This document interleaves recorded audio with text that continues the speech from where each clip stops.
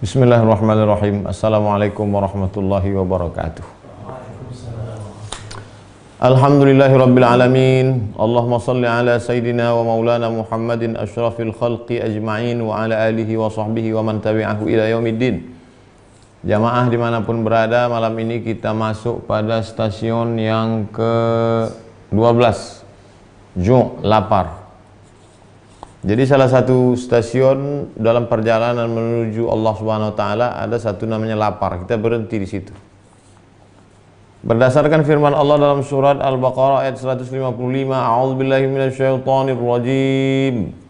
Wa lanabluwannakum bisyai'im minal khaufi wal ju'.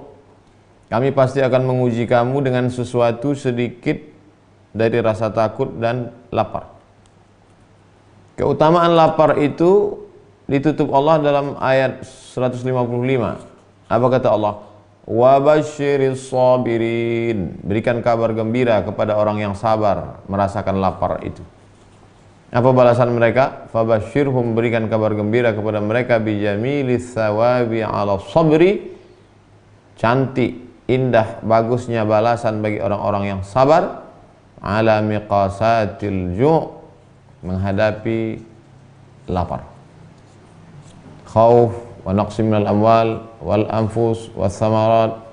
Banyak ujian, tapi yang terkait dengan tema kita malam ini adalah bahwa orang yang berlapar-lapar sabar dengan laparnya itu, maka Allah berikan dia jamilis thawab, balasan yang amat sangat baik. Selanjutnya dalam surat Al-Hasyr ayat 9.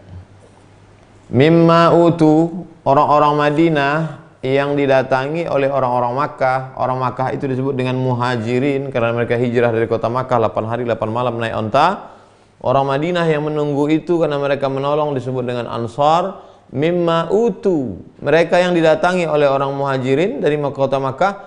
Wa yu'thiruna ala anfusihim, mereka lebih mendahulukan orang Makkah daripada diri mereka sendiri. Abu Ayyub Al-Ansari, orang pertama yang menyambut Nabi SAW di rumahnya. Tinggal engkau di rumahku ya Rasulullah.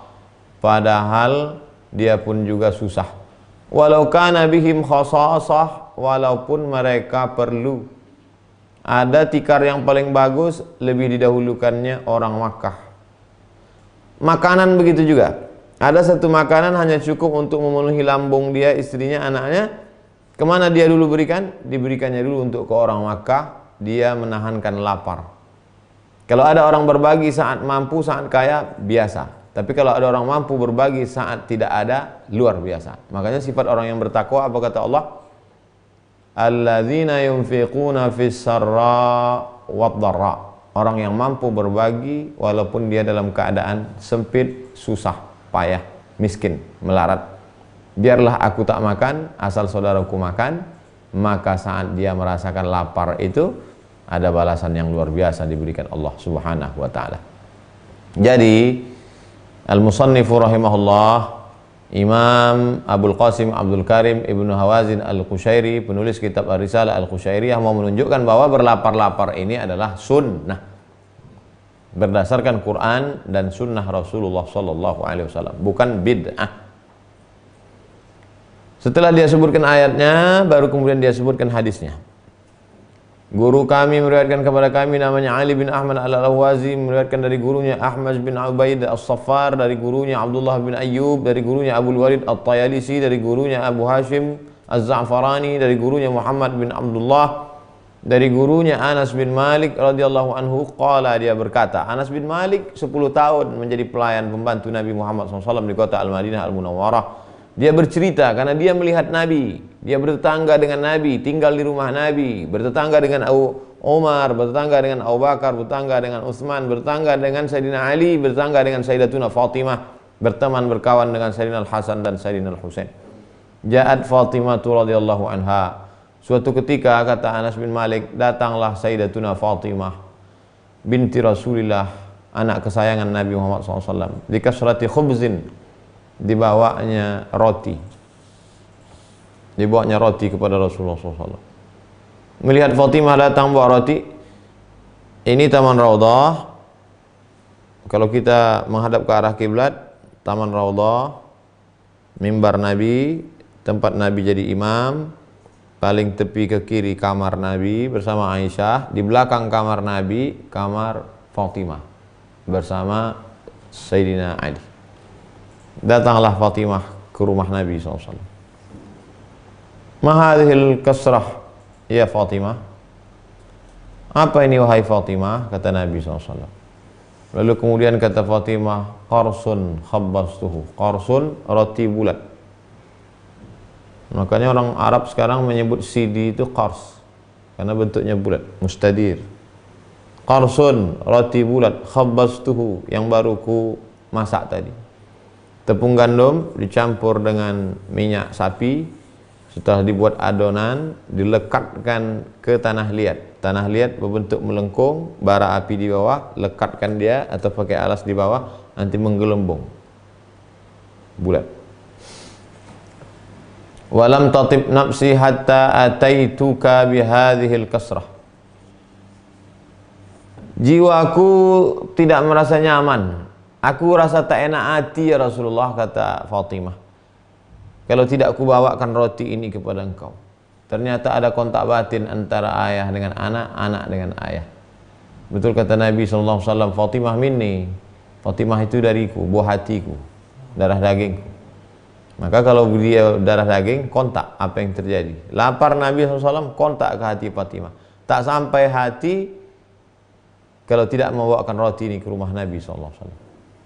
Lalu apa jawab Nabi melihat roti yang dibawakan Fatimah radhiyallahu anha? Ama innahu awwalu ta'amin dakhala fama abiki mundu salasati ayyamin. Ketahuilah wahai anakku, ini adalah makanan pertama yang masuk ke mulut ayahmu sejak 3 hari. Tapi tidak boleh puasa wisal, berturut-turut 3 hari tanpa berbuka. Nabi tetap berbuka. Pakai apa? Jur'atun minal ma', seteguk 2 teguk air. Jadi orang yang sanggup berpuasa 3 hari 4 hari, ketika azan maghrib berkumandang tetap buka minum. Masalah makanan ada tak ada, yang penting batalkan dulu puasa untuk mengikuti sunnah. Jadi bukan tahan, itu puasa bid'ah. Sunnah tetap batalkan. Tapi bahwa ada makanan berat, udah 3 hari tak masuk. Kalau begitulah orang paling mulia Nabi Muhammad SAW, bagaimana dengan kita? Jadi apa yang kita kaji beberapa hari ini amat sesuai dengan suasana, apa namanya istilahnya sekarang nih, social distance, lockdown, duduk di rumah. Jadi yang selama ini merasa khawatir tak ada makanan, nih Sayyidul Anbiya wal Mursalin, penghulu pemimpin Nabi dan Rasul, seluruh makhluk di dunia dia yang paling mulia, tak masuk makanan ke rumahnya 3 hari. Banyak-banyak. Kita sudah dapat beras 10 kilo bantuan dari masjid, kurang juga lagi, mengutuk nasib juga lagi. Jadi tepat betul kitab ini kita kaji pada musim corona ini. Wa fi ba'dhi riwayati, dalam sebagian riwayat disebutkan ja'at Fatimah radhiyallahu anha, datanglah Sayyidatuna Fatimah radhiyallahu anha ke rumah Nabi Muhammad SAW biqarsi sya'irin, membawa bulatan roti gandum. Qamh dan syair, 2 jenis gandum pada zaman Nabi SAW. Walihada, oleh sebab itu, kanal ju'u min sifatil qaum.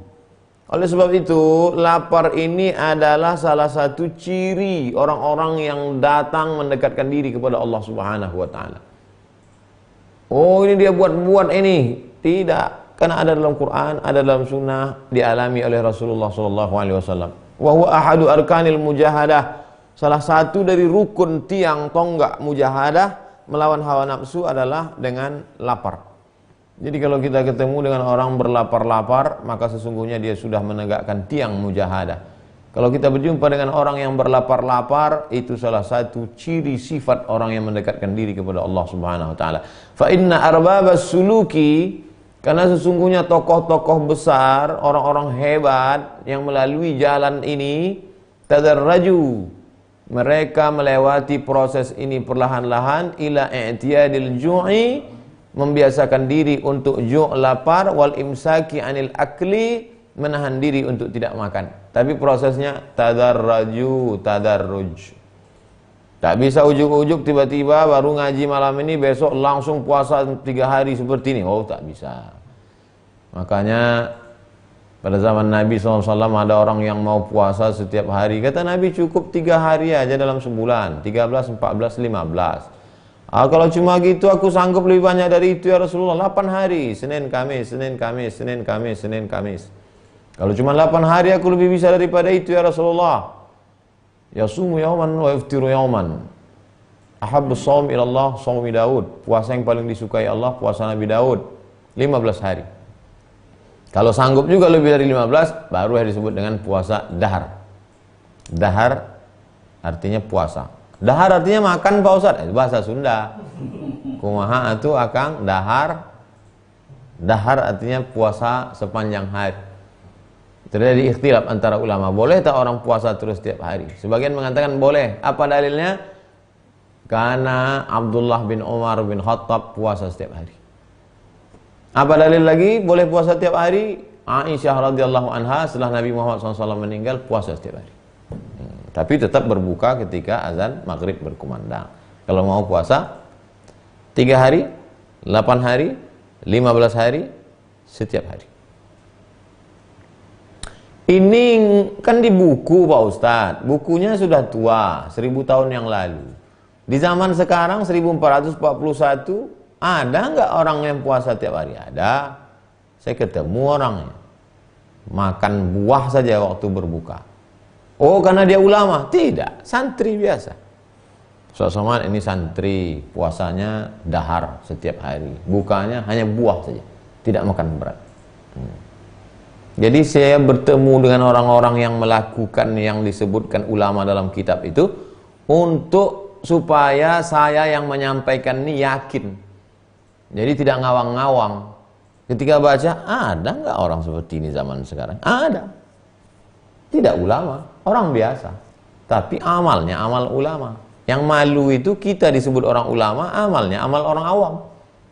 Tapi diulamakan orang. Nauzubillah. Jadi fa inna arbabas suluki, tokoh-tokoh ulama-ulama dalam bidang menekuni jalan menuju Allah ini tadarraju, mereka melalui proses perlahan-lahan ila i'tiyad, untuk membiasakan diri.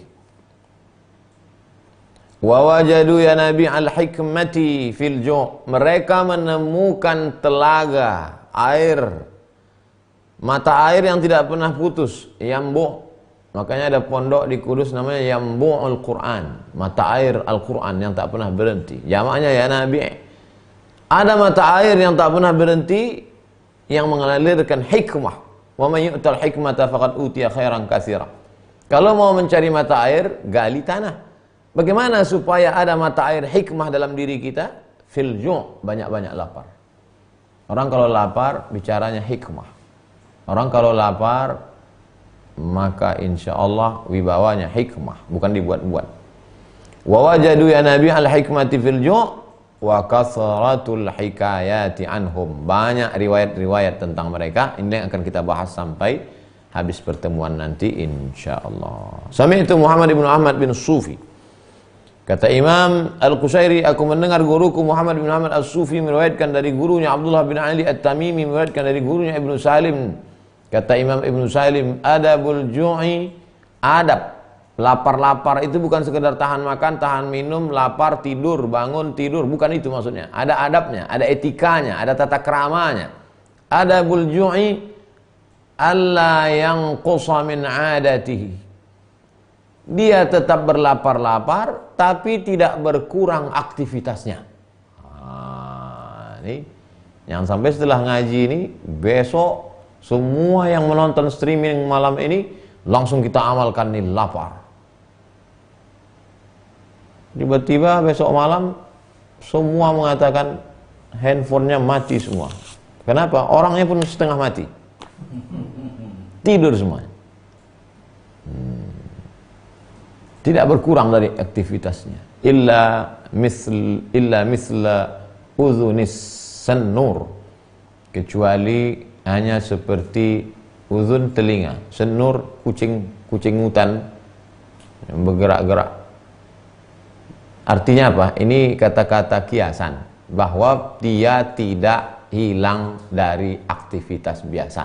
Karena banyak juga orang ketika dia lapar, tidak makan, tidak minum, lalu kemudian hilang juga aktivitasnya.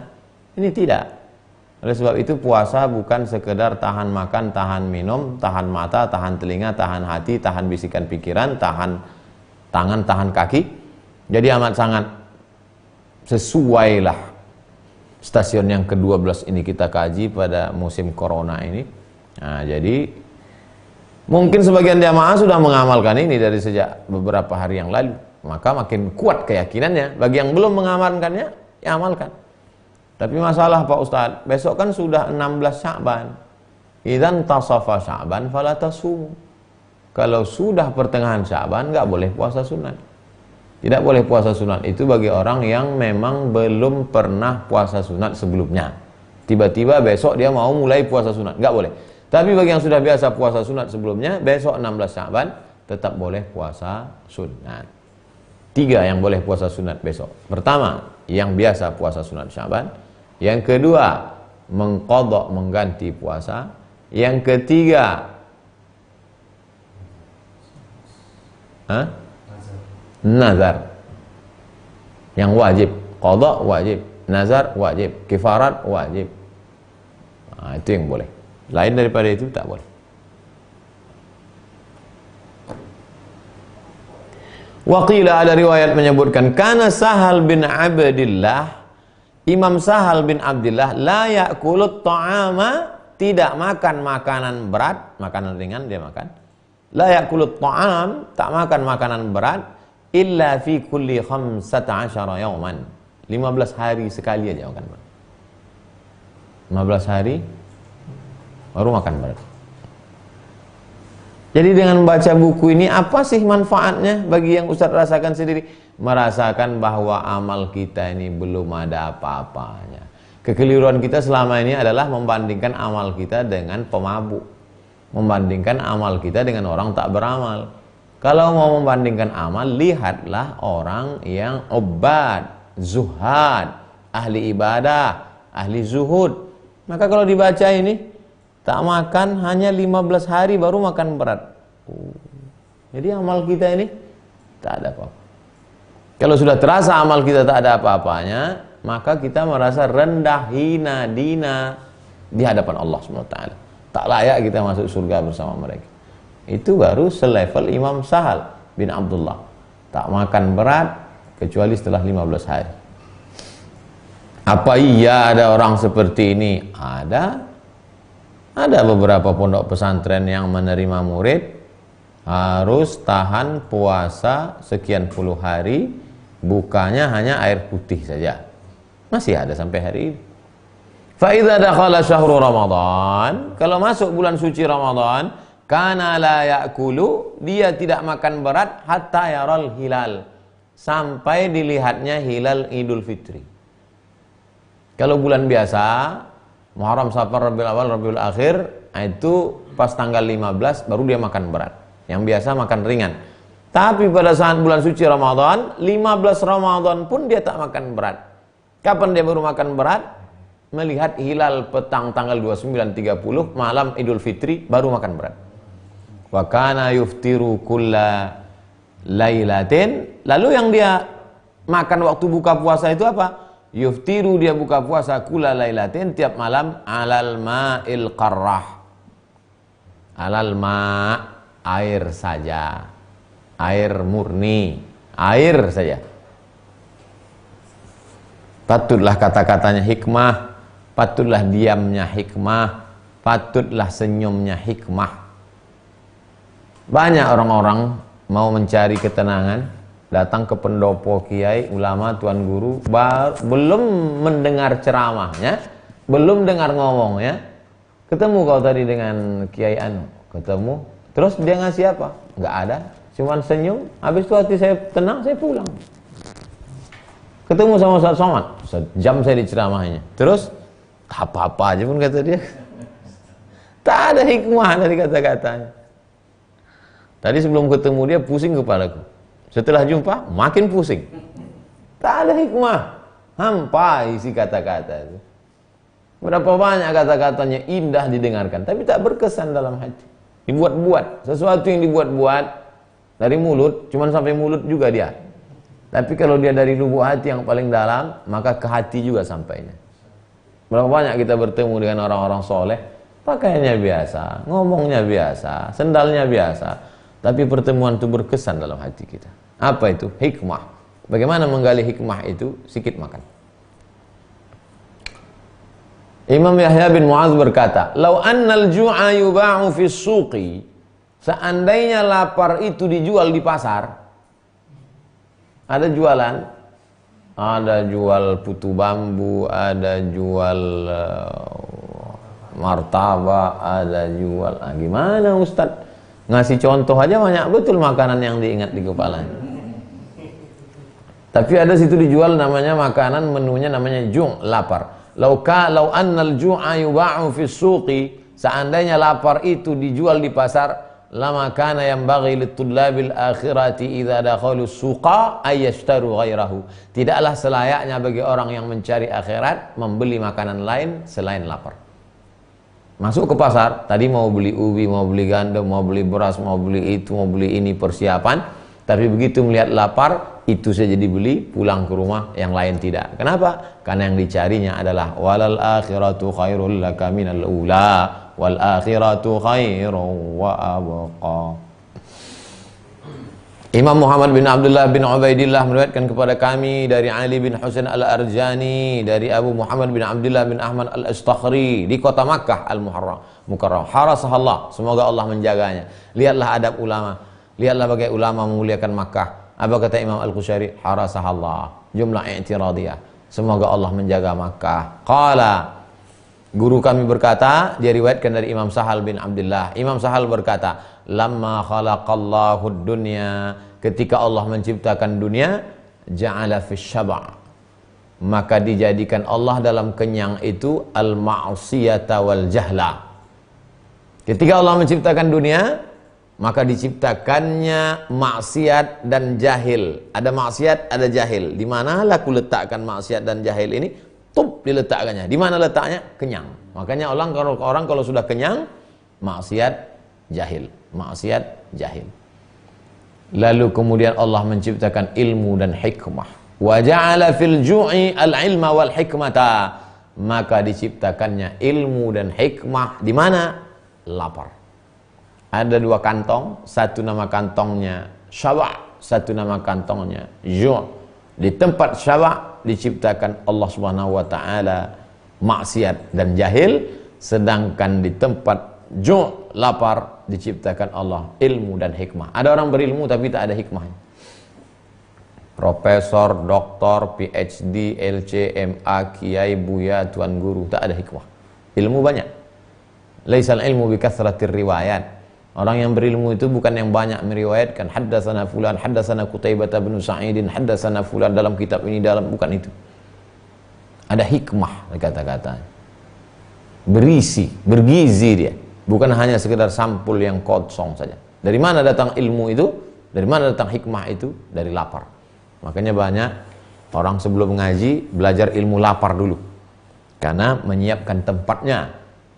Setelah tempatnya siap, baru diisi.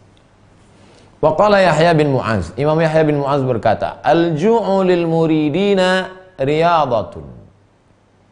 Ada 4 level. Muridin, taibin, zuhad, arifin. Paling bawah muridin. Diambil dari kata iradah. Orang yang punya keinginan kuat untuk melewati stasiun-stasiun menuju Allah ini namanya murid. Murid. Sudah jadi bahasa Indonesia. Murid-murid. Assalamualaikum, apa kabar murid-murid? Kata Upin Ipin. Al-ju' lil muridin riyadatun. Lapar bagi orang yang levelnya baru level murid, itu adalah riyadah, latihan. Besok puasa sunatnya, latihan. Ya. Walit taibin bagi orang yang sudah sampai pada level taibin, orang yang sudah level taubat, tajribah, mencoba, ngetes, ujian. Waliz zuhad, bagi orang yang sudah sampai pada level zuhud, zuhud level 7, takut kepada yang haram, takwa. Takut kepada yang syubhat, wara. Takut kepada yang halal, zuhud. Orang zuhud kalau dia puasa, itu adalah dia sedang bersiasah, berstrategi untuk cepat sampai melewati stasiun-stasiun menuju Allah. Bukan lagi latihan. Beda antara orang latihan lari dengan orang yang menjadikan lari sebagai strategi. Kalau latihan masih berat lagi, masih berkeringat lagi, masih terasa beban lagi. Tapi bagi zuhad udah tak beban lagi. Walil arifin, ini tingkat yang paling tinggi. Ma'rifah nanti di ujung-ujung, di atas level 40. Udah dekat Idul Fitri nanti. Walil arifin makramatun. Bagi orang sudah sampai pada tingkat arifin, puasa itu bagi dia adalah level kemuliaan. Oleh sebab itu mereka merasakan puasa itu, aduh saya berat sekali puasa nih Pak Ustaz. Berat, karena kita masih level riyadhah, latihan. Orang yang namanya latihan itu berat. Latihan lari, latihan main bola, latihan push up, nah, latihan. Tapi bagi orang yang sudah menjadikan itu sebagai rutinitas, apalagi orang sudah menjadikan itu sebagai kemuliaan, maka puasa itu menjadi kerinduan. Jadi dengan membaca kitab ini, kita tidak mengukur orang lain, yang sedang kita ukur diri kita. Jamaah tidak tahu apa yang saya rasakan ketika sedang puasa, dan saya pun tak tahu apa yang dirasakan jamaah sedang puasa. Dan tak perlu pula saya ceritakan rasa saya. Ustaz sendiri kalau puasa apa yang Ustaz rasakan? Lapar. Apakah riyadhah, tajribah, siasah atau makramah? Biarlah itu menjadi rahasia antara kita dengan Allah Subhanahu wa taala. Yaqulu Ustaz Abu Ali Ad-Daqaq bercerita, dakhala ba'dhum ala ba'd asy-syuyukh. Sebagian orang yang sedang menggeluti ilmu stasiun menuju Allah ini berjumpa dengan syuyukh. Jamak dari syekh. Kalau satu orang syekh, syuyukh, syekh. Fara'ahu yabki. Lalu dia tengok syekh ini menangis. Faqala, dia bertanya, "Ma laka tabki?" Syekh, kenapa menangis? Kata syekh itu, "Inni ja'i." Aku lapar. Hah? Wa mithluka yabki minal ju'. Syekh, kenapa menangis, Syekh? Aku lapar. Hah? Syekh yang sudah hebat dalam bidang ini lapar nangis juga. Uskut katanya. Uskut, diam nanti. Ama alimta anna muradahu, uskut, diam. Ama alimta, apa kau tak tahu yang dimaksudnya dengan lapar di situ adalah muradahu min ju'i an abki. Min ju'i an abki. Dia menangis itu bukan karena dia lapar itu. Bukan karena lapar itu dia menangis. Lalu apa yang dia tangisi? Ama alimta, apa kau tidak tahu? Anna muradahu, yang dimaksudkannya adalah dia menangisi. Gimana menjelaskannya? Oh, kalau tingkat level yang orang baru pemula, saking laparnya dia menangis. Saking laparnya dia menangis. Kalau yang dimaksudnya ini adalah muradahu min ju'i an abki. Begini kalau cerita lain. Ada orang tidak bisa menangis. Sahabat saya pergi membawa jamaah umrah, kata dia tidak bisa menangis. Ketika melihat Ka'bah semua jamaah menangis. Ya Allah, dia tak menangis. Ketika habis tawaf, salat sunat tawaf, semua jamaah menangis. Dia tak juga menangis. Habis umrah, semua jamaah menangis. Tiba-tiba dia hilang. Hilang, habis itu dicari, ternyata dia sedang menangis di bawah pintu Ka'bah. Loh, Bapak dari awal nggak nangis, waktu ditanya katanya nggak bisa nangis. Kenapa Ustaz nangis sekarang? Kenapa Bapak nangis sekarang? Aku menangis, kenapa aku tidak bisa menangis? Apa maksudnya itu? Lebih tinggi daripada tangisan yang biasa. Aku menangis bukan karena laparku ini. Bukan karena laparku ini aku menangis. Adapun orang yang lapar menangis karena perutnya, melekat terasa ususnya, menetes air matanya, tangisan disebabkan oleh fisik. Ususnya berlipat-lipat di dalam, menetes air matanya, tangisan karena fisik. Orang menangis tangisan karena batin, karena harunya, karena takutnya kepada Allah Subhanahu wa ta'ala.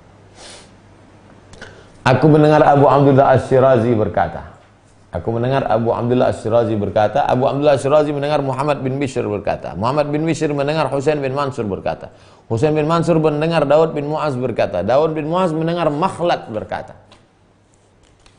Apa kata Imam Makhlad? Hajjaj bin Farafisah ma'ana bisyam. Ada seorang ulama namanya Imam Hajjaj bin Farafisah, sama-sama dengan kami di negeri Syam. Makkah di tengah, di atas Madinah, di atasnya lagi Syam. Di bawahnya Yaman, di kanannya Irak. Begitu petanya. Makkah, Madinah, Syam, Yaman, Irak, atas Mesir, Laut Merah. Kami sama-sama di negeri Syam. Fama katha khamsina lailatan, 50 malam la yashrabul ma', tak minum air. Wala yashba'u min syai'in ya'kuluhu, dan tak pernah kenyang memakan sesuatu yang dimakan. Artinya yang masuk ke perutnya tetap ada. Tetap ada.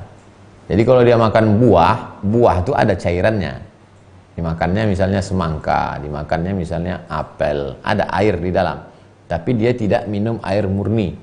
Bahwa ada cairan yang masuk ke badannya ada. Sebagai mengikut sunnah. Karena kalau sampai dia tak makan, tak minum 50 hari, 50 malam, bukan pahala yang dapat, bid'ah, karena melawan Rasulullah SAW. Dia tetap la yasba', hanya saja tak sampai kenyang, min syai'in, dari sesuatu yang dimakannya sedikit saja. Makan hanya untuk membatalkan saja, untuk mengikut sunnah Rasulullah SAW. Sami'tuhu yaqul, aku mendengar guruku berkata, guruku mendengar Abu Bakar Al-Ghazali berkata, Abu Bakar Al-Ghazali mendengar Muhammad bin Ali berkata, Muhammad bin Ali mendengar Abu Abdullah Ahmad bin Yahya Al-Jalla' berkata, dakhala Abu Turab An-Nakhshi min badiyatil Basrah, Makkah, harasa Allah. Ada seorang ulama namanya Abu Turab An-Nakhshi masuk ke kota Makkah, dia berasal dari Basrah, Irak. Fasa'alnahu, lalu kami tanya, an aklihi, Tuan guru Abu Turab An-Nakhshi, ya. Tuan dari kota Basrah menuju Makkah, iya. Dari Irak ke Makkah, iya. Gimana makan dalam perjalanan? Dia menjawab, kharajtu minal Basrah, saya keluar dari kota Basrah, terus baru berhenti makan di Nabaj. Nabaj di sebuah kampung. Dari Basrah saya berjalan, habis itu baru makan di Nabaj. Habis dari Nabaj di mana lagi makan? Summa bi dzati irqin. Habis itu makan di Zatu Irqin. Habis itu wa min dzati irqin ilaikum.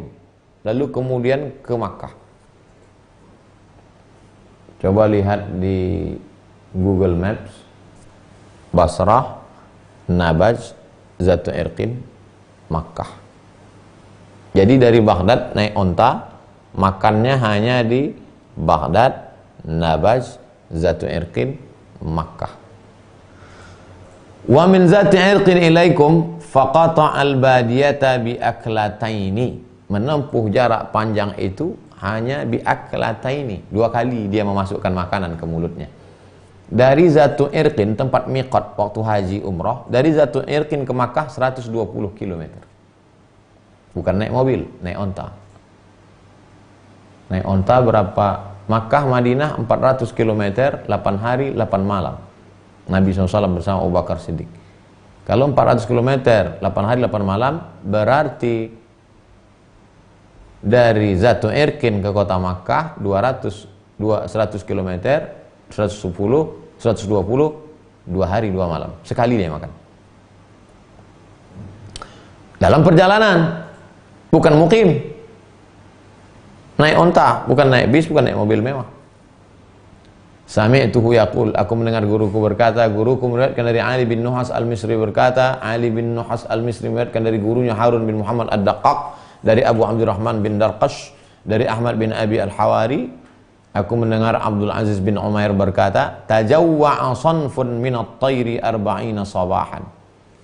Ada burung yang menahan makan selama 40 subuh, 40 hari. Tsumma taru fil hawa. Ada seekor burung tidak makan 40 subuh, kemudian dia terbang di atas awan. Faraja'u ba'da ayyam. Setelah beberapa hari burung itu pulang, fakana yafuhu minhum raihatal miski, keluar dari mulutnya bau semerbak kasturi.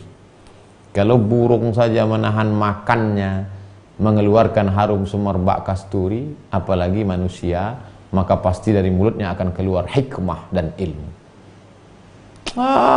Bohong, mana ada binatang puasa? Yang punya ayam, coba lihat ayam waktu mengeram. Ayam ketika mengeram, dia puasa.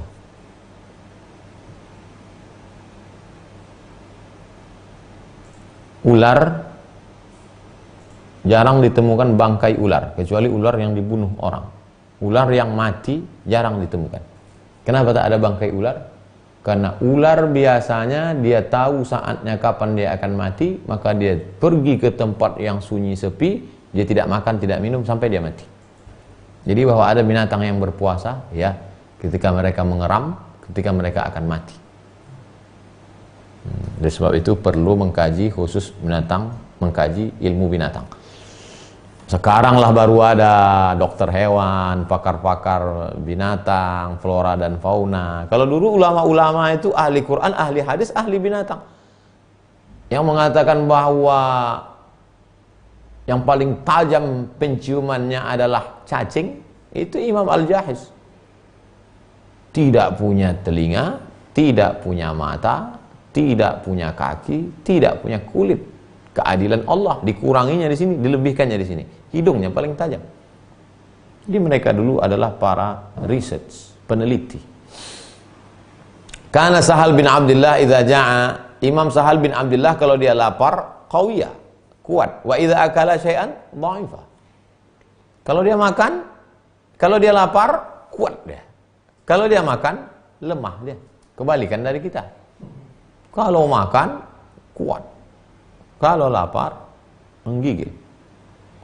Waqala Abu, apa sebetulnya di balik ceritanya apa? Dia sudah terbiasa. Kalau sudah terbiasa lapar, kuat, maka ketika kenyang justru dia menjadi lemah. Allah bisa karena biasa. Imam Abu Utsman Al-Maghribi berkata, Ar-Rabbani la ya'kulu fi arba'ina yawman. Kalau ada orang yang level titelnya Rabbani, maka itu zaman dulu kalau disebut Rabbani, dia tidak makan 40 hari. Rabbani namanya. Tapi ada yang tak makan samanina yawman, 80 hari. Nah, itu lebih tinggi daripada Rabbani. Siapa itu? Somadani. Jadi berat nama punya Abdul Somad. Ar-Rabbani la yakulu fi arba'ina yawman, was-Somadani fi samanina yawman. Kenapa lebih tinggi Somadani daripada Rabbani? Rabb, Khalik, mencipta, Mudabbir, mengatur, Razzaq, memberi rezeki. Itu makna Rabbani, rububiyah. Ya Rabb, wahai yang mencipta, wahai yang mengatur, wahai yang memberi rezeki. Tapi kalau Somadani, maka yang putus dari segala sesuatu. Maka disebut Allahus Somad, lam yalid walam yulad. Coba lihat dalam kamus makna somada yasmudu, artinya yang tidak terikat dengan apapun, termasuk dengan makanan. Bersifat dengan sifat Allah Subhanahu wa taala. Makanya kenapa puasa itu ibadah yang paling mulia? Karena dalam puasalah orang sedang bersifat dengan sifat Allah Subhanahu wa taala. Allah tidak makan, kita tidak makan. Allah tidak minum, kita tidak minum. Allah tidak melakukan perbuatan dosa, kita pun tidak melakukan perbuatan yang sama. Bersifat dengan sifat-sifat Allah Subhanahu wa taala. Aku mendengar Syekh Abu Abdurrahman As-Sulami berkata, dia mendengar Muhammad bin Alawi dari gurunya Ali bin Ibrahim Al-Qadi di Damaskus. Dia mendengar Muhammad bin Ali bin Khalaf berkata, aku mendengar Ahmad bin Abil Hawari berkata, aku mendengar Abu Sulaiman Ad-Darani berkata, miftahud dunya, kunci dari segala dunia ini syaba', kenyang. Wa miftahul akhirati, dan kunci segala akhirat adalah lapar. Maka kalau mau dapat dunia, kenyanglah. Kalau mau dapat akhirat, banyak-banyaklah berlapar. Aku mendengar Muhammad bin Abdullah bin Ubaid berkata, dia mendengar dari gurunya Ali bin Hasan Al-Arjani, mendengar dari Abu Muhammad Al-Istaqri, dia mendengar Sahal bin Abdullah. Ada orang bertanya kepada Imam Sahal bin Abdullah, "Ar-raju ya'kulu fil yaumi aklatan." Ada seseorang, dia makan satu hari sekali. Apa jawab Imam Sahal? Akalas siddiqin. Itu makanannya orang siddiqin. Qala fa'aklataini, kalau ada yang makan satu hari 2 kali, aklul mu'minin, itu makanannya orang beriman. Fasalasatan, kalau ada orang makannya 3 kali, apa kata Imam? Kalau ada orang makan 3 kali bagaimana? Qul li ahlika yabnuna laka ma'lafan, suruh istrimu membuat tempat makanan hewan. Ma'laf itu alaf, makanan kambing, makanan sapi, makanan unta. Hai Tuan Imam, ya kalau ada orang makan sekali sehari bagaimana? Siddiqin. Kalau makannya 2 kali, mukminin. Kalau 3 kali, suruh binimu di rumah buat makanan hewan. Bahasa kasarnya apa? Onta lagi kau tuh.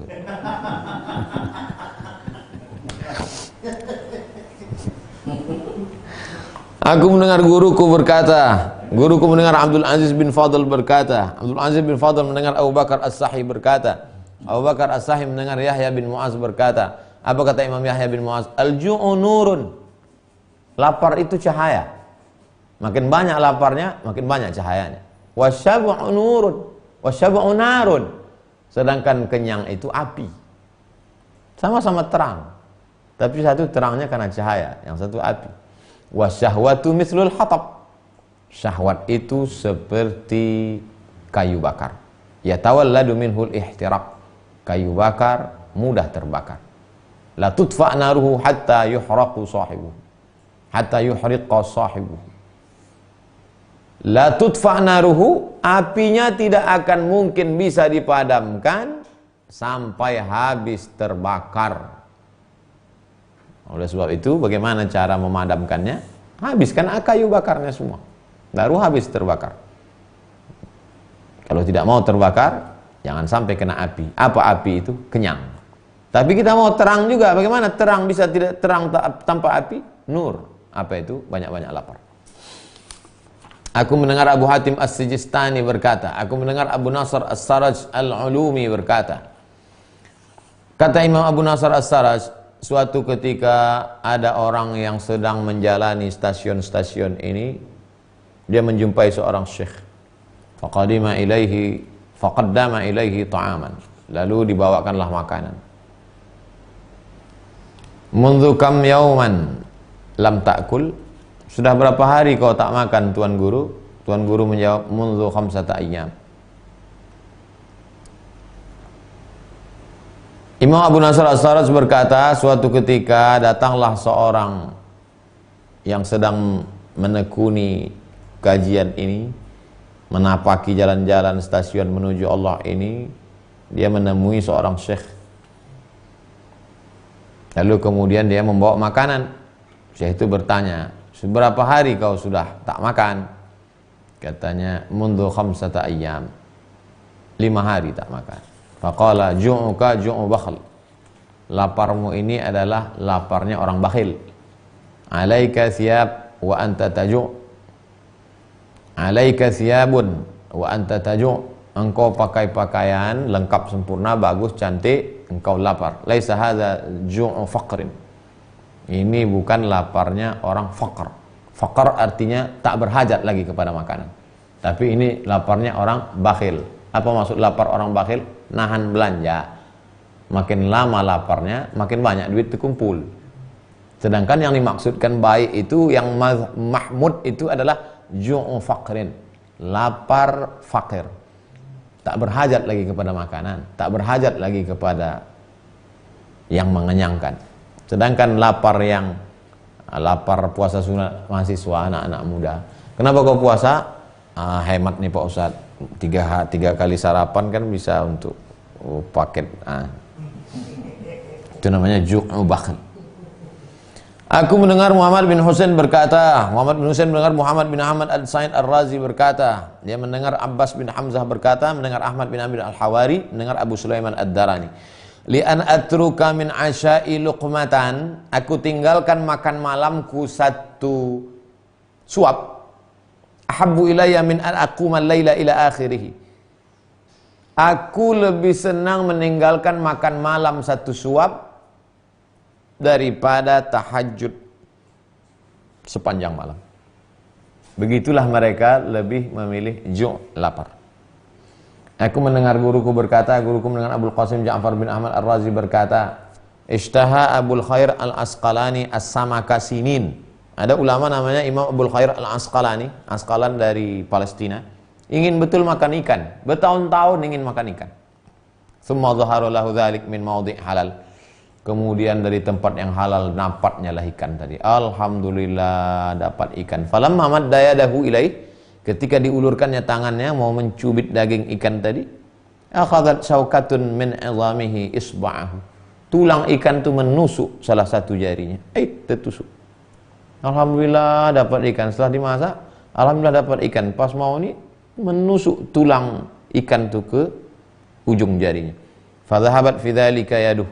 Fadhahabat fi dzalika yaduhu, sehingga menyebabkan jarinya itu harus dhahabat, hilang, harus diamputasi. Faqala, apa kata dia? Ya Rabb, ya Allah, hadza liman madda yadahu bi syahwatin li halal.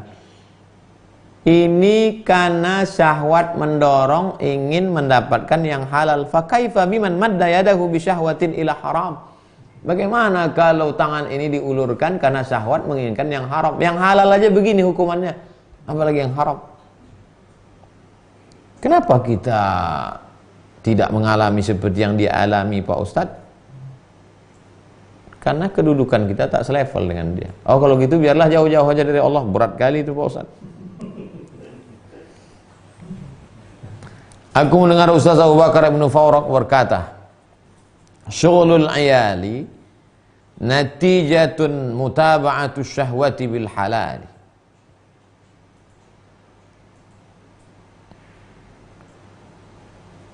Orang yang sibuk dengan hawa nafsunya, natijatu orang yang sibuk sehingga tak sempat lagi untuk mendekatkan diri kepada Allah, itu adalah efek dari memperturutkan hawa nafsu dalam yang halal, bukan yang haram.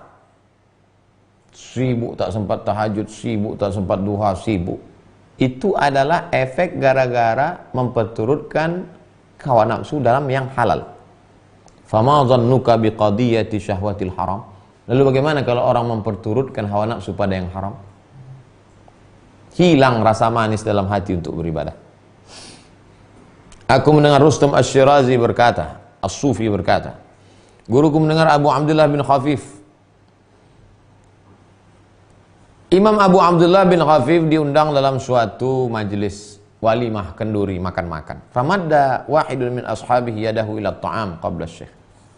Kemudian datanglah satu orang tamu di situ, mengulurkan tangannya ke makanan sebelum syekh. Mestinya kan ustadz duluan syekh. Biasanya kalau makanan udah siap, ustadz silakan ustadz. Tiba-tiba ada satu situ, lima kana fihi minal faqah, karena dia lapar betul. Orang ini saking laparnya, faqah, di atas susah lagi. Tak nampaknya lagi tuan guru di situ, langsungnya diam. Fa arada ba'du ashabi syai'an yunkiru alaihi li su'i adabihi. Lalu kemudian salah seorang dari murid syekh, sahabat UAS di situ, ada yang ingin marah, kau kurang ngajar, kau masa guru. Haitsu madda yadahu ila ta'ami qabla syekh, karena dia lebih dulu mengulurkan tangannya sebelum Syekh Abdul Somad. Fa wada'a syai'an baina yaday hadzal faqir. Datang sahabat tadi, diambilkannya makanan, letakkannya. Jangan kau ulur-ulur sana, ini untuk kau nih. Fa'alim al-faqir annahu ankara alaihi li'usu adafi. Si fakir tadi pun tahu, oh kalian larang aku karena aku tadi tidak berakhlak. Akhirnya Fa'taqada alla yakulu 15 yauman, maka dia azam untuk tidak makan 15 hari, uqubatan li nafsihi, menghukum dirinya karena sudah salah adab tadi, wa ta'diban lah, wa izharan li taubatihi, untuk menunjukkan bahwa dia taubat, beginilah taubatnya, padahal itu bukan perbuatan haram, ini masalah adab saja. Begitulah taubat mereka yang orang ingin mendekatkan diri kepada Allah, min su'i adabihi, wa kana qad asabathu faqah qabla dzalik, padahal sebelum itu dia tidak makan itu bukan karena hawa nafsu, bukan karena serada suluh. Ini memang tak terkontrol lagi saking laparnya. Tapi begitupun dia hukum dirinya 15 hari dia tak makan. Aku mendengar Muhammad bin Abdullah Sufi berkata, dia meriwayatkan dari Abul Faraj Al-Warsani, meriwayatkan dari Abdullah bin Muhammad bin Ja'far, dari Ibrahim bin Muhammad bin Haris, dari Sulaiman bin Daud, dari Ja'far bin Sulaiman. Ja'far bin Sulaiman mendengar Malik bin Dinar. Malik bin Dinar berkata, man ghallaba syahwatid dunya, siapa yang dapat mengalahkan syahwat, keinginan-keinginan dunia, fadzalikal ladzi yufriqus syaitanu min zillihi, itulah orang yang setan lari dari bayang-bayangnya. Kalau mampu kita melawan syahwat dunia ini, tak perlu kita baca ayat kursi, tak perlu bismillahilladzi la yadurru ma'asmihi syai'un. Lari setan dari bayang-bayangnya. Menengok bayang-bayang kita pun setan takut. Ah, masa iya ada orang seperti ini Pak Ustaz? Nih, nggak percaya saya sama kitab ini. Dalam hadis ada. Apa kata Nabi? Ma salaka Umar fajjan qattu illa salaka syaitanu fajjan ghaira fajjika. Kalau Umar lewat di suatu lembah, setan akan lewat di lembah yang lain. Melewati jalan yang pernah dilewati Umar saja pun setan takut. Ini bayang-bayangnya takut. Baca kitab Laqtul Marjan, bagaimana setan takut kepada terompah kayu Imam Ahmad bin Hanbal. Tengoknya terompah kayu Imam Ahmad bin Hanbal, lari dia. Kita sekarang nengok terompah kita, setan pula mencuri terompah itu. Kenapa? Gara-gara apa setan tak takut? Gara-gara memperturutkan hawa nafsu. Aku mendengar guruku mendengar Mansur bin Abdullah Asbahani berkata, Mansur bin Abdullah Asbahani mendengar Abu Ali Al-Ruzbari berkata, Imam Ar-Ruzbari berkata, idza qala as-sufi ba'da 5 ayyamin ana ja'i', kalau ada orang yang menapaki jalan, melewati jalan-jalan stasiun-stasiun ini, lalu setelah 5 hari dia puasa, dia berkata, lapar kali aku Pak Ustaz, fa'alzimuhu suq, suruh dia pergi ke pasar, wa'muruhu bil kasbi, suruh dia pergi ke pasar, udah berhenti kau menapaki jalan ini, tak usah lagi, ini tak level, pergilah. Wa'muruhu bil kasbi. Aku mendengar Abu Ali Ad-Daqqaq berkata, dia menceritakan dari sebagian tuan-tuan gurunya, dia berkata, inna ahlan nari ghalabat syahwatuhum hamiyatahum. Orang-orang penghuni neraka itu hawa nafsunya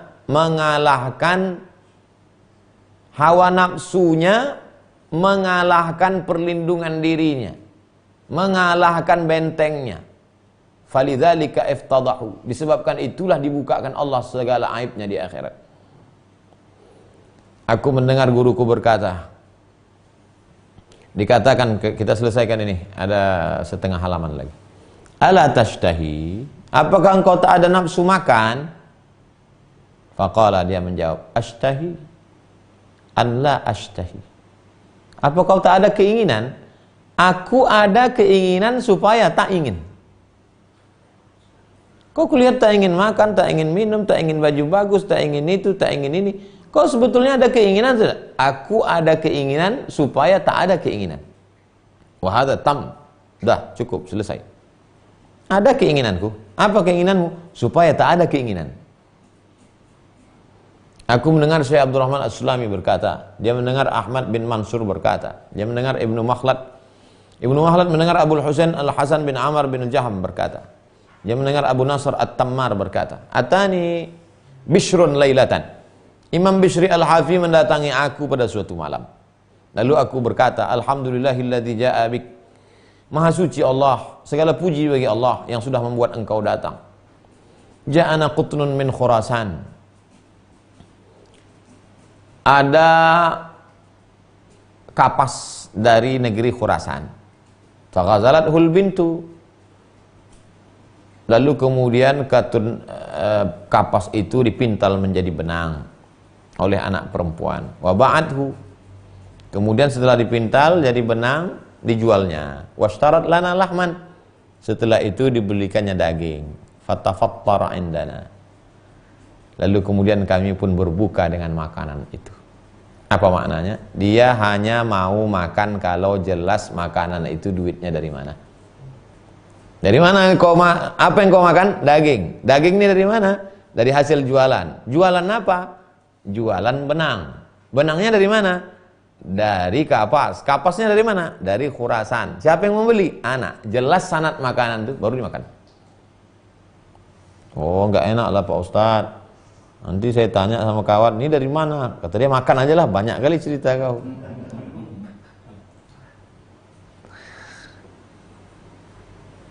Lau akaltu inda ahadin akaltu indakum. Seandainya aku boleh makan di rumah orang lain, aku pasti akan makan di rumah kamu. Kenapa? Karena makanan kamu jelas asal usulnya. Kemudian dia berkata, inilah astahil bazinjan. Aku ingin betul makan bazinjan. Makan terong. Munzu sinin, lamalah aku sudah ingin makan terong. Walam yattafiq li akluhu, tapi belum sempat lagi makan. Tak sesuai.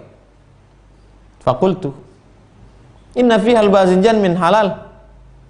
Tapi terong-terong ini kan jelas asal usulnya, siapa yang nanam, siapa tanahnya, siapa pupuknya, bagaimana beli bibitnya, jelas halal.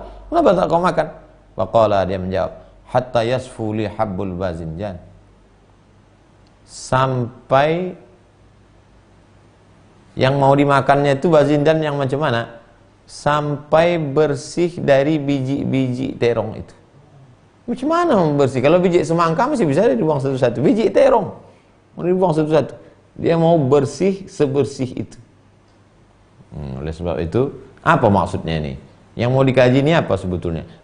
Begitulah tingkat kehati-hatian mereka. Mana ada orang sekarang hati-hati seperti ini Pak Ustadz? Itu yang cuci tangan satu hari sampai 100 kali. Sikit-sikit. Itu. Cuci tangan, saking seringnya cuci tangan sampai nampak contekan waktu SD.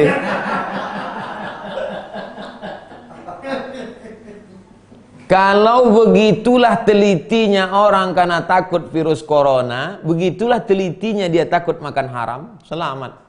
Tapi orang kan tak seteliti itu kalau udah cerita haram.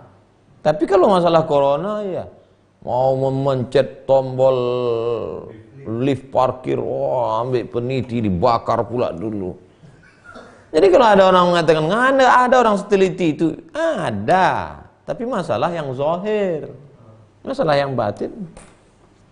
Aku mendengar Abdullah bin Bakawih berkata, Abdullah bin Bakawih As-Sufi mendengar Abu Ahmad As-Saghir berkata, Amarani Abdullah bin Khafif, Tuan Guru Abu Abdullah Al-Khafif menyuruh saya muqaddim ilaihi kulla lailatin 10 habbat zabib. Nanti kau tiap malam tolong bawakan ke saya 10 biji zabib. Zabib anggur kecil yang dijemur. Orang kita nyebutnya kismis. Zabib. Anggur kecil dijemur, dimakan biasanya pakai roti atau dimasak pakai yang ada dalam nasi mandi. Malam tolong bawakan saya 10 biji ya, kecil sebesar ujung kelingking, tak sampai. Li iftarihi, untuk buka puasanya 10 biji. Falailatun, pada suatu malam asfaqtu alaihi. Karena saya merasa 10 ini terlalu sedikit, saya merasa bermurah hati kepada saya, tambahlah. Fahamiltu ilaihi 15 habbah. Kubawakan 15. Tuan, nih, fanazara ilayya, dilihatnya wajah. Man amaraka bihadza? Siapa nyuruh kau bawa 15? Wa akala 10 habbat. Yang dimakannya tetap 10, yang 5 suruhnya balik, wa tarakal baqi, baliknya. Itu setengah zabib itu setengah ini besar. Kita sekarang kurma itu hampir setengah kotak. Aku mendengar Muhammad bin Abdullah bin Ubaidillah berkata, Muhammad bin Abdullah bin Ubaidillah mendengar Abul Abbas Ahmad bin Muhammad bin Abdullah bin Al-Farghani dari gurunya Abul Hasan Ar-Razi, dari Yusuf bin Husain, dari Abu Turab An-Nakhshabi. Dia berkata, ma tamanna'at nafsi min syahawat, ma tamanna'tu nafsi minasyahawat. Aku tidak pernah melarang hawa nafsuku terhadap diriku illa marratan wahidah. Ma tamannat nafsi minasyahawat. Aku tidak pernah punya keinginan apa-apa, ingin makan ini, ingin makan ini, enggak pernah. Illa marratan wahidah, kecuali satu kali. Apa itu? Tamannat khubzan, ingin roti, wa baydan, telur ayam, wa ana fi safar, ketika dalam musafir. Fa'adiltu ila qaryatin, waktu dalam perjalanan itu, enaknya makan roti pakai telur ayam. Lalu kemudian aku pun berhentilah di suatu kampung. Berhenti di suatu kampung, di Duri lah, mau ke Dumai ini ceritanya. Mau ceramah ke Pertamina, ke Ibadur Rahman. Berhentilah di kampung. Faqama wahidun, tiba-tiba ada seorang laki-laki ta'allaqa bi. Pas aku sedang berhenti itu tiba-tiba ada datang seorang laki-laki bergelantung di bajuku, di pakaianku. Lalu kemudian datang orang ramai. Apa kata orang ramai? Hadza kana ma'al lusus. Inilah dia yang tadi sama pencuri itu. Rupanya yang menggantung ke badanku tadi maling. Fadarabuni sab'ina dirrah. Dipukul mereka lah saya 70 kali pakai cambuk, pakai pelepah korma. 70 kali cambuk. Setelah mereka pukul, barulah mereka lihat wajah saya. Tsumma arafani. Oh, Ustaz rupanya. Mohon maaf kami Ustaz. Setelah mereka, "Hadza Abu Turab An-Nakhsyabi." Ini tuan guru Abu Turab An-Nakhsyabi. Lalu mereka pun ramai-ramai minta maaf. Fa'tadzaru ilayya, mohon maaf tuan guru, kami tak tahu, tadi kami sangka tuan guru kawan dari si maling itu, maka kami pukul 70 kali. Fahamalani rajulun ila manzilihi. Lalu kata mereka sebagai ungkapan maaf kami, sudilah tuan guru singgah ke rumah kami, ayo singgah ke rumah kami. Lalu kemudian mereka memuliakan, wasyafaqatan, disambutnya, dimuliakannya, diagungkannya. Wa qaddama li khubzan wa baydan, persis macam yang kuinginkan itu, roti dan telur. Faqultu li nafsi, lalu kukatakan kepada diriku yang ingin makan telur sama roti tadi, kuli ba'da sini sab'ina dirrah. Hei nafsu yang ingin makan telur sama roti, makanlah setelah kau kena pukul 70 kali itu. Begitulah mereka, betapa tidak ada apa-apanya puasa kita ini. Yang puasa nisfu Sya'ban yang sudah merasa sejengkal lagi mau masuk surga tadi. Yang tadi malam baca Yasin 3 kali, tahajud 2 rakaat, lalu puasa tadi dengan buka puasa 3 mangkuk cendol, 4 piring gulai, wa adkhilnal jannata ma'al abrar. Rupanya amal kita ini belum ada apa-apanya. Tapi jangan sampai gara-gara mengkaji ini kehilangan semangat. Kita tetap semangat karena kita membandingkan diri kita dengan orang-orang yang jauh lebih soleh dari kita. Besok akan kita lanjutkan khusyuk dan tawadhu. Ternyata lapar dulu baru bisa khusyuk. Jadi dia menyusun itu luar biasa. Jaga dari yang haram, takwa. Jaga dari yang subhat, wara. Jaga dari yang halal, zuhud. Setelah zuhud, jaga lidah, diam. Setelah diam, muncul rasa takut dalam hati. Tapi terlalu takut bisa putus asa, datang harapan. Terlalu banyak harapan, euforia, muncul sedih. Setelah sedih tak lalu makan, baru junguk. Tak ada orang sedih kuat makan. Setelah lapar baru datang khusyuk dan rendah hati. Jadi susunannya Masya Allah tabarakallah. Dan kita membacanya pada saat musim corona, di saat kita sedang tenang. Inilah buku-buku yang kemarin saya pilih-pilih, Aqidatul Awam, Masail Khamsun fi Usuluddin, lalu kemudian Syair Burdah, lalu kemudian Munqiz Minad Dhalal, Uddatus Salikin, beramal dengan hadis dhaif, lalu kemudian ini kakek dari Habib Jindan, Habib Salim bin Ahmad bin Jindan, tentang membatalkan akidah Syiah Rafidah, Kemudian tentang ternyata kaum salaf mentakwilkan sifat Allah. Jadi kalau ada orang mengatakan salaf tidak ada main takwil-takwil, ini kitabnya, salaf mentakwil. Lalu kemudian ini sejarah Wahabi, gerakan Wahabiyah. Lalu kemudian apakah kalau perbuatan itu tidak dilakukan Nabi lalu dia bid'ah? Ini dibahas oleh ahli hadis dari Maroko, Syekh Al-Ghumari, Abdullah bin Sadiq Al-Ghumari, Husnul Tafahum wa Dark li Mas'alati Tark. Lalu kemudian banyak, hampir 30 kitab. Jatuh pilihan untuk dibaca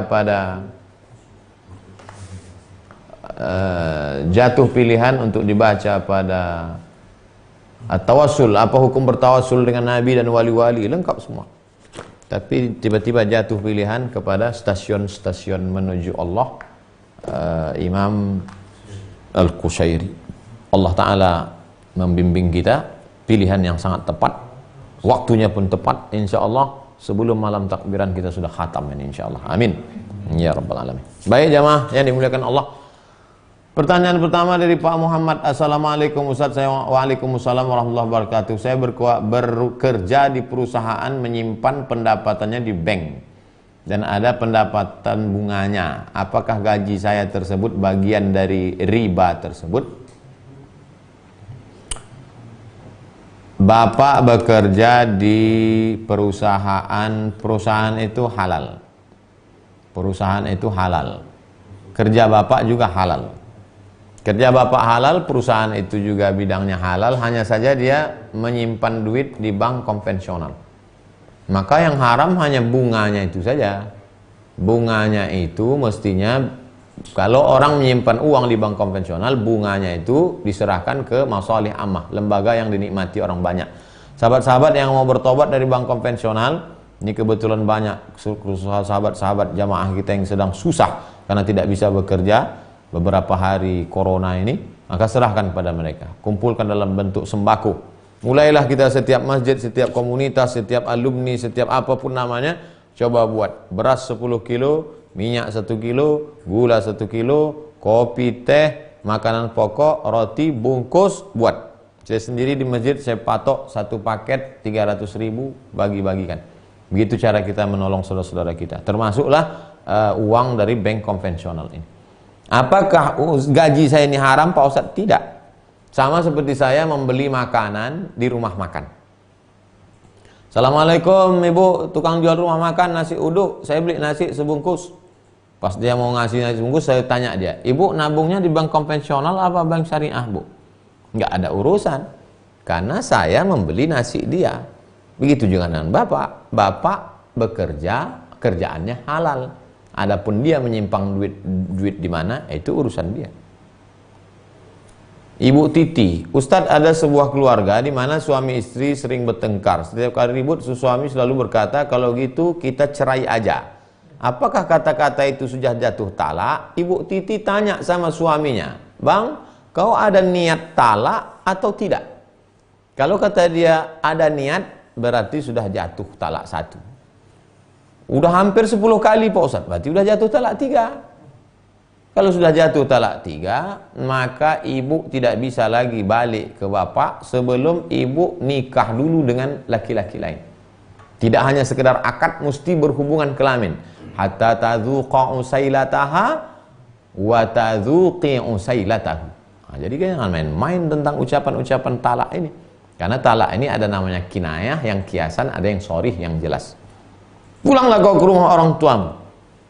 Itu kalau ada niat talak, jatuh. Kalau tak ada niat, tak jatuh. Itulah pentingnya laki-laki tahu apa talak, apa khulu, apa ruju, apa li'an, apa zihar. Oleh sebab itu perlu konsultasi pernikahan ke Kementerian Agama. Untuk Pekanbaru sudah dibuka konsultasi pernikahan Kementerian Agama Pekanbaru Riau bersama Dr. Zulfadli LCMA. Baik yang sudah menikah maupun yang belum. Kantornya di jalan di atas UAS Original Store. Di bawah jualan pakaian, buku. di atas konsultasi pernikahan. Masuk Jalan Delima ujung, setelah Masjid Muhammadiyah belok kiri. Jalan Sukuntum. Konsultasi pernikahan. Nanti insya Allah akan keluar buku judulnya 44 Tanya Jawab Pernikahan. Kita akan bedah buku nanti insya Allah di Islamic Book Fair tahun 2021. Bukunya akan ditulis oleh konsultan pernikahan Ustadz Dr. Zulfadli. Nantikan bukunya 44 Tanya Jawab Pernikahan. Ustadz, kalau sebelum masuk ke masjid kami pakai hand sanitizer, apakah hukumnya Ustadz? Hand sanitizer. Oh, Ustadz punya juga ya? Ini dikasih orang gratis. Nih, ada infak subuh di rumah. Setiap ada duit masukkan untuk membeli ini. Setelah dipakai masuk. Apa hukumnya Pak Ustadz setelah pakai hand sanitizer? Karena ada alkoholnya. Ada alkohol. Bagaimana cara membedakan ada alkohol ada tidak? Dingin. Oh, air kamar mandi pun dingin juga. Setelah gini kan, kalau rasa perih, itu ada alkohol. Apa hukum alkohol itu? Dua mazhab ulama. Yang pertama mengatakan alkohol itu najis. Innamal khamru wal maisiru wal ansabu wal azlamu rijsun najis. Sesungguhnya khamar itu najis. Khamar adalah anggur, cairan anggur disimpan di dalam botol. Setelah melalui proses fermentasi muncul satu zat namanya alkohol. Najis katanya. Kalau najis berarti haram. Berarti najis, haram. Itulah dalil kelompok satu yang mengatakan haram. Tapi kata Syekh Atiyah Sokor, Mufti Azhar, saya pakai pendapat ini, mengatakan alkohol tidak najis. Itu tadi ayatnya jelas-jelas najis. Maksudnya adalah perbuatan meminum khamar itu najis.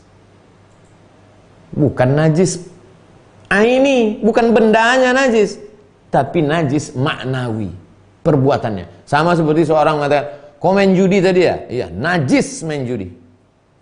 Bukan main judinya itu najis aini, bukan macam daging babi, daging anjing, tapi perbuatannya itu najis. Dia mengatakan kotor perbuatan ini. Mana dalilnya mengatakan bahwa khamar itu tidak najis? Ketika turun ayat pengharaman khamar, rijsun min amali syaitan fajtanibu, sahabat ramai-ramai pulang ke rumah, mereka ambil gentong-gentong tempat khamar, mereka tumpahkan ke jalan-jalan kota Madinah, dan mereka banyak yang menginjak-injaknya. Lalu kemudian setelah kering masuk ke masjid, Nabi tidak melarang. Tak ada Nabi mengatakan itu tadi yang kalian injak najis. Tidak. Itu menunjukkan bahwa dia bukan najis aini, tapi maknawi. Saya lebih condong kepada pendapat itu. Poison, racun dia, bukan najis. Ustadz, apa hukumnya seorang pedagang ditawar selalu bilang modalnya saja tidak cukup, padahal boleh jadi dia sudah dapat untung? Berarti dia tipu. Tipu kata Nabi, man ghasyana falaysa minna. Siapa yang menipu bukan golongan kami. Oleh sebab itu, ibu, bapak jujur saja. Dulu kalau dikatakan seperti yang dilakukan Nabi Muhammad SAW, ini barangnya bagus, harganya 100. Ini kurang bagus, harganya 75. Ini enggak bagus, harganya 50. Silakan beli. Dulu kalau ceramah Ustadz seperti itu diajak orang. Mana ada pedagang seperti itu? Kalau jualan seperti itu enggak laku lah Pak Ustadz. Buktinya sekarang jualan seperti itulah yang paling laku. Ini buah mangga bagus, 100.000. Ini kurang bagus, 75. Ini yang enggak bagus, 50. Pembeli silakan pilih. Itu yang dipilih orang zaman sekarang.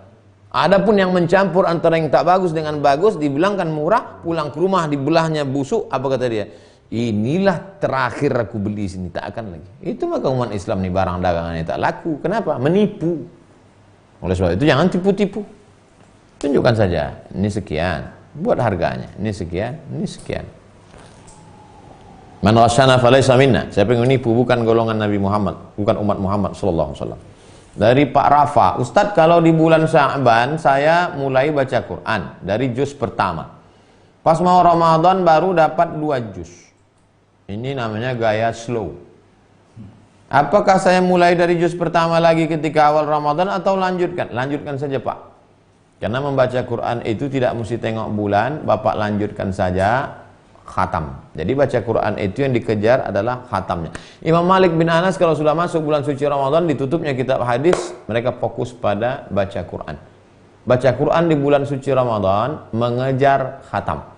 Makanya ulama itu kana Muhammad bin Idris Asy-Syafi'i yukhtimul Qur'ana fi Ramadan 60 khatamah. Imam Syafi'i 60 kali khatam. Jadi bulan suci Ramadan orang ngejar banyak-banyak khatam. Saya Pak Ustadz baca Quran itu harus saya baca tafsirnya, itu di luar Ramadan. Kalau di dalam Ramadan mengejar banyak khatam, tapi tetap jaga tajwidnya. Terakhir Ibu Dini, Ustadz saya tinggal di Lampung, ayah saya tinggal di Banten. Sahkah pernikahan saya ketika saya menggunakan wali hakim karena ayah kandung saya tidak mau mewalikan anaknya? Ibu nikahnya jangan nikah di catatan sipil, jangan nikah dengan wali yang tak jelas, nikahlah dengan wali kantor urusan agama. Pak Kua, ayah saya di Banten, dia tak mau mewalikan, jaraknya sudah lewat jarak qasar sholat.